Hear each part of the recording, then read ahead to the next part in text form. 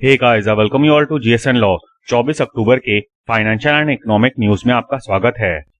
ये video lawyers और law students के अलावा यूपीएससी, पीएससी, जुडिशरी या फिर किसी अन्य एग्जाम की तैयारी करने वाले लोगों के लिए भी है। बात करें आज के टॉपिक्स की तो सबसे पहले इकोनॉमिक्स में हम जानेंगे poverty and shared prosperity report क्या है। कॉर्पोरेट लॉ में हमारा टॉपिक होगा इलाहाबाद हाईकोर्ट का वो ऑर्डर जिसमें सेक्शन 141 ऑफ एनआई एक्ट के बारे में बात की गई है। और लास्टली गवर्नेंस में हम देखेंगे इंडियन टूरिस्ट स्टैटिस्टिक्स को। अब देखिए, वर्ल्ड बैंक हर दूसरे साल अपनी एक रिपोर्ट निकालता है, poverty and shared prosperity report. आइए समझने की कोशिश करते हैं कि इनकी लेटेस्ट रिपोर्ट में क्या लिखा हुआ है।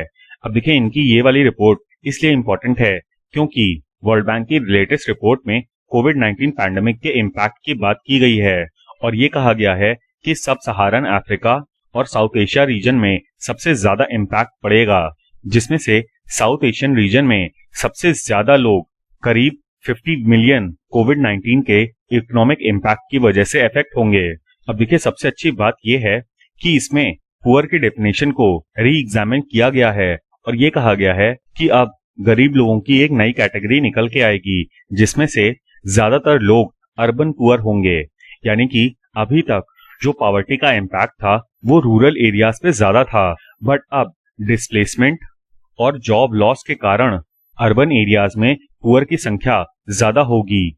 अब देखिए, प्रॉब्लम इस बात की भी है कि ज्यादा से ज्यादा लोग एग्रीकल्चरल एक्टिविटीज से शिफ्ट होके शहरों के इनफॉर्मल सर्विसेज और मैन्युफैक्चरिंग में ज्यादा पार्ट ले रहे हैं। ऐसे में कोविड-19 की वजह से जो वेरियस इकोनॉमिक और इंडस्ट्रियल एक्टिविटीज इम्पैक्ट हुई हैं, उसकी वजह से बहुत से लोग अपना लाइवलीहुड खो चुके हैं। और देखिए, एग्रीकल्चरल डिमांड पे भी असर पड़ा है कोविड-19 का। इसकी वजह से यहाँ पर भी डिमांड कम हुई है। एज अ रिजल्ट और भी ज्यादा लोग एग्रीकल्चर छोड़ के और इनफॉर्मल सर्विसेज में पार्ट लेंगे। और जब लोग एग्रीकल्चर को छोड़ेंगे और अर्बन सेटलमेंट्स के पास आके रहेंगे तो जाहिर सी बात है कि हमारी सिटीज ज्यादा कंजेस्टेड हो जाएंगी। फॉर एग्जाम्पल, जितनी भी हमारी मेट्रो सिटीज हैं और स्टेट कैपिटल्स हैं, वहां पर पॉपुलेशन डेंसिटी ज्यादा है as compare to other areas of states जैसे लखनऊ, दिल्ली, मुंबई एक्सेट्रा। ये सिचुएशन आने वाले समय में और भी ज्यादा बिगड़ने वाली है।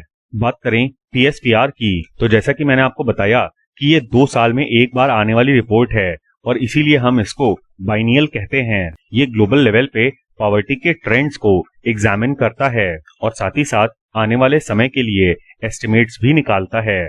इस साल की रिपोर्ट के कुछ हाइलाइटेड पॉइंट्स के बारे में बात करें तो सबसे पहले तो 20 साल के बाद ऐसा डिसरप्शन कॉज हुआ है जिसकी वजह से ग्लोबल एक्सट्रीम पॉवर्टी बढ़ेगी। और देखिए, जहां पर भी इकोनॉमिक डिसरप्शंस होते हैं वहीं पे कॉन्फ्लिक्ट्स भी उभर के आते हैं और साथ ही साथ ऐसे एरियाज में टेक्नोलॉजिकल डेवलपमेंट ना होने की वजह से क्लाइमेट चेंज पे भी असर पड़ता है। अब देखिए, 20 साल पहले की बात करें तो 9/11 के समय पर ऐसा डिसरप्शन कॉज हुआ था क्योंकि उस समय की जियोपॉलिटिक्स के हिसाब से US was aligned with Islamic fundamentalist forces in Afghanistan and Pakistan, जो कि सोवियत यूनियन के विघटन के बाद से चला आ रहा था। बट 9/11 होने के बाद यूएस ने अफगानिस्तान पे हमला कर दिया और इस पूरे ही रीजन की स्टेबिलिटी हिंडर हो गई, जिसकी वजह से कॉन्फ्लिक्ट ज्यादा बढ़ गया और धीरे धीरे करके बहुत सारी मिडिल ईस्टर्न कंट्रीज पे इस इनिशियल कॉन्फ्लिक्ट का असर दिखाई पड़ने लगा।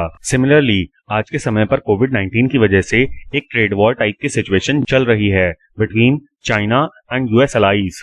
इसके अलावा इस रिपोर्ट का यह भी कहना है कि पैंडेमिक की वजह से लगभग 10 करोड़ लोग एक्सट्रीम पॉवर्टी में ढकेल दिए जाएंगे, जिनके पास एट एन एवरेज $1.5 से भी कम होगा। यानी कि 100 रुपए से भी कम लोगों के पास पूरे दिन भर की लाइवलीहुड होगी और इकोनॉमिक सिचुएशंस बेटर होने तक ये नंबर्स 15 करोड़ तक पहुंच जाएंगे।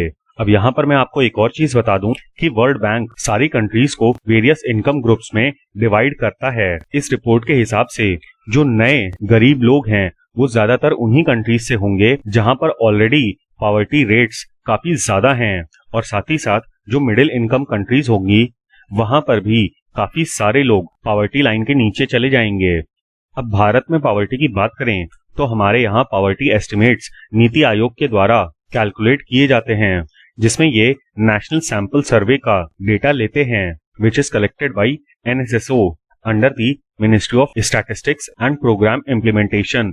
अब देखिए, वर्ल्ड बैंक के एस्टिमेशन और हमारे पॉवर्टी के एस्टिमेशन में एक बहुत ही बेसिक डिफरेंस है।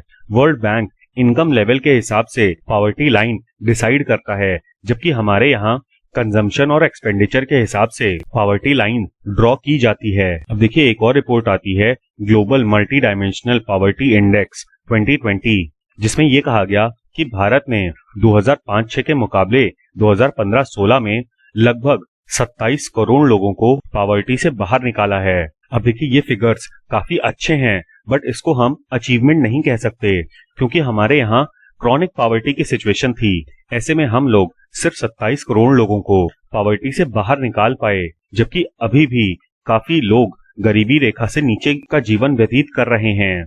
अब देखिए, जब IMF की रिपोर्ट के बारे में हमने बात की थी, तो उसमें ये सामने निकल के आया था कि भारत के ऊपर कोविड-19 का सबसे ज्यादा इम्पैक्ट पड़ा है, क्योंकि हमारे यहाँ हम लोग यूरोप या US जैसे नंबर्स अफोर्ड नहीं कर सकते थे, बिकॉज हमारे यहाँ number of doctors as per population काफी कम है। इसी वजह से हमने एक बहुत ही लंबा लॉकडाउन लगा रखा था अपने देश में, जिसकी वजह से ये अनुमान लगाया गया कि हमारे यहाँ जो पॉवर्टी लेवल्स हैं वो 3 से 10 साल तक पीछे चले जाएंगे। यानी कि पिछले 3 से 10 साल में जो हमने पॉवर्टी से रिकवरी की थी वो पूरी कैंसिल हो जाएगी और हम लोग पॉवर्टी के फ्रंट पे 10 साल पीछे चले जाएंगे। अब देखिए, भारत ऐसी कंट्री है जो कि डेवलपमेंटल गोल्स को काफी ज्यादा सीरियसली लेती है। इसका एग्जाम्पल हमने एजुकेशन के मामले में देखा था। जब मिलेनियल डेवलपमेंट गोल्स में क्वांटिटी ऑफ एजुकेशन के बारे में बात की गई थी, तब हमने राइट टू एजुकेशन एक्ट लेकर आए थे, और जब यहाँ पे क्वालिटी ऑफ एजुकेशन की बात हुई तो हम नई एजुकेशन पॉलिसी लेकर आए, ताकि हमारे यहाँ की एजुकेशन की क्वालिटी काफी अच्छी हो सके। ऐसे में 2030 तक हमारे सामने एक और गोल है जीरो पॉवर्टी का, और ये हम तभी पूरा कर सकते हैं जब 2024 में हम $5 ट्रिलियन इकोनॉमी का टारगेट पूरा कर लें। क्योंकि देखिए, अगर हमने ये टारगेट पूरा कर लिया तो हमारे यहाँ मैन्युफैक्चरिंग हब काफी ज्यादा बढ़ जाएगा। ऐसे में लोगों को और भी ज्यादा एम्प्लॉयमेंट अपॉर्चुनिटीज मिलेंगी और 2030 तक हम ये जीरो पॉवर्टी के टारगेट को अचीव कर सकते हैं। और देखिए, आप इसका क्रिटिसिज्म ये निकाल सकते हैं कि ये बहुत ही इम्प्रैक्टिकल है, बट मान लीजिए हमने $5 ट्रिलियन इकोनॉमी का टारगेट रखा और अगर हम 4 ट्रिलियन तक भी पहुंच गए इन अ स्पैन ऑफ 4 इयर्स, तो भी ये हमारे लिए बहुत ही बड़ा अचीवमेंट होगा। बात कर लेते हैं गवर्नमेंट के द्वारा जो रिसेंट मेजर्स लिए गए हैं उनकी। सबसे पहले तो PM किसान स्कीम जैसे डायरेक्ट बेनिफिट ट्रांसफर वाली काफी सारी योजनाएं आई हैं, जिससे डायरेक्ट गवर्नमेंट कैश ट्रांसफर्स करेगी। ऐसे में जो हमारे रिसोर्सेज इंटरमीडिएट करप्शन में चले जाते थे, उन लॉसेस को हम कट कर सकेंगे। इसके अलावा एडवांस डिसबर्समेंट्स भी मनरेगा जैसी स्कीम्स में निकाले गए हैं। अब देखिए, ये एक पॉलिसी चेंज है। जैसे हम पिछली सरकार में देख रहे थे कि इंडस्ट्री स्पेसिफिक और किसी किसी केस में कंपनी स्पेसिफिक लोगों को फाइनेंशियली सपोर्ट प्रोवाइड किया जा रहा था सरकार की तरफ से, जैसे किंगफिशर एयरलाइंस का लोन रीस्ट्रक्चर करना। लेकिन इस सरकार में हमने देखा है कि अमीर लोगों की बजाय गरीब लोगों को सरकार पैसे देने में ज्यादा भरोसा कर रही है। इसके अलावा कंस्ट्रक्शन वर्कर्स को जो डायरेक्ट कैश ग्रांट्स दिए जा रहे हैं और सब्सिडाइज्ड फूड ग्रेन्स दिए जा रहे हैं अंडर प्रधानमंत्री गरीब कल्याण योजना, इसका भी बहुत ही पॉजिटिव इम्पैक्ट देखने को मिलेगा। अब देखिए, हमारे यहाँ आपको एक बात समझनी पड़ेगी कि इंडिया वाज अ कंट्री जो कि कास्ट सिस्टम पे बेस्ड थी, जहां पे हर एक परिवार का अलग प्रोफेशन हुआ करता था, और ये सिर्फ इसलिए था ताकि लोगों को सोशल सिक्योरिटी मिले। अब आपने भी ऐसी चीजें सुनी होगी कि बिरादरी से बाहर निकाल दिया। एक तरह से हमने छोटे छोटे पॉकेट्स बना रखे थे अपने समाज को सोशल सिक्योरिटी प्रोवाइड करने के लिए। लेकिन अब जब इस सोशल सिक्योरिटी की रेस्पॉन्सिबिलिटी सरकार ले लेगी तो लोग कास्ट सिस्टम से बाहर निकल पाएंगे, और दूसरा वो ज्यादा रिस्क भी ले पाएंगे। फॉर एग्जाम्पल, जो अभी तक एग्रीकल्चर में था वो सर्विस सेक्टर की तरफ बढ़ेगा, जो सर्विस सेक्टर में था वो एंटरप्रेन्योरशिप की तरफ बढ़ेगा, और एम्प्लॉयमेंट एक्चुअली में सरकार नहीं प्रोवाइड करती बल्कि एंटरप्रेन्योर्स प्रोवाइड करते हैं। ऐसे में लोगों के पास सोशल सिक्योरिटी होना एक बहुत ही बड़ा मुद्दा है, और इसी को मद्देनजर रखते हुए हाल ही में गवर्नमेंट ने 20 लाख करोड़ रुपए अनाउंस किए हैं अंडर दी आत्मनिर्भर भारत योजना। अब देखिए ये चीज इसलिए भी इम्पोर्टेंट हो जाती है ताकि हमारे यहाँ जो इंटरनल माइग्रेशन है उसको कम किया जा सके, क्योंकि कोविड-19 के समय पर हमने ये भी देखा कि जो वेरियस गरीब लोग हैं उनको कितना ज्यादा माइग्रेट करना पड़ता है फ्रॉम दियर होमलैंड। ऐसे में अगर हम लोग पब्लिक के लिए उन्हीं के होम ग्राउंड में एम्प्लॉयमेंट अपॉर्चुनिटीज प्रोवाइड करते हैं तो सोशल सिक्योरिटी और भी ज्यादा बढ़ेगी। फॉर एग्जाम्पल सिंपल सी चीज ले लीजिए कि आप अगर यूपी के कोई छोटे से टाउन से हैं, फॉर एग्जाम्पल गोंडा या बस्ती, और वहीं पर लोकली लोगों ने कोचिंग इंस्टीट्यूशंस खोल लिए for various competitive exams with the help of the government, तो फिर ऐसी सिटीज के जो भी स्टूडेंट्स हैं वो दिल्ली या फिर लखनऊ माइग्रेट नहीं करेंगे, जिसकी वजह से लोकल इकोनॉमीज बूस्ट होंगी। हाल ही में 13 अक्टूबर को इलाहाबाद हाईकोर्ट ने Dhirendra Singh versus state of UP के केस में नेगोशिएबल इंस्ट्रूमेंट एक्ट के ऊपर कुछ कमेंट्स किए हैं। आइए देखते हैं कि कोर्ट ने सेक्शन 138 और 141 ऑफ द एक्ट के बारे में क्या कहा। अब देखिए सबसे पहले तो ये जान लीजिए कि इस केस में जो पिटीशन थी वो आर्टिकल 227 के अंतर्गत फाइल की गई थी। आर्टिकल 226 और 227 में बेसिक डिफरेंस ये है कि 227 का स्कोप बहुत ही लिमिटेड होता है और ये हाई कोर्ट की सुपरवाइजरी ज्यूरिसडिक्शन का पार्ट है। एनआई एक्ट के केसेस में जनरली आर्टिकल 227 की पिटीशंस में लोअर कोर्ट्स में चल रही प्रोसीडिंग्स को जल्दी कंक्लूड कराने के लिए प्रेयर की जाती है। हाउएवर इस केस की बात करें तो सेशन कोर्ट के जजमेंट को चैलेंज किया गया था, लेकिन इस पिटीशन को इलाहाबाद हाई कोर्ट ने डिसमिस कर दिया और कहा कि वो सेशन कोर्ट के जजमेंट में इंटरफेयर नहीं करेंगे। अब देखिए इस पिटीशन में एडिशनल कोर्ट के 31/10/2018 के जजमेंट को और 6 फरवरी 2020 के सेशन जज के जजमेंट को चैलेंज किया गया था, जो कि section 138 of negotiable instrument act के अंतर्गत पास किए गए थे। यहाँ पर मैं आपको बता दूं कि सेक्शन 138 चेक बाउंस के प्रोविजंस के बारे में बात करता है और साथ ही साथ इस पिटीशन में ये भी प्रे की गई थी कि जो समनिंग ऑर्डर है उसको भी क्वैश कर दिया जाए। इस केस में पिटिशनर ने रिस्पोंडेंट से 1 लाख रुपए का लोन लिया था, जिसके रिपेमेंट के लिए उसने 2 चेक्स रिस्पोंडेंट को दिए, लेकिन ये दोनों ही चेक्स बाउंस हो गए या फिर डिसऑनर हो गए due to insufficiency of funds. Subsequently respondent ने 2 नोटिसेस सर्व की on the petitioner on 18 October 2011 और इसके अलावा सेक्शन 138 ऑफ एनआई एक्ट के अंतर्गत इन्होंने कंप्लेंट केस भी फाइल करी against the petitioner. Trial court ने 28/3/2012 को इस मामले का संज्ञान लिया और पिटिशनर को समन किया, लेकिन पिटिशनर का कहना था कि उसके फर्म की सेपरेट लीगल एंटिटी है और फर्म के नाम पे ही फर्म के ही अकाउंट से वो दोनों चेक्स ड्रॉ किए गए थे और ऐसे में पिटिशनर को लायबल नहीं बनाया जा सकता।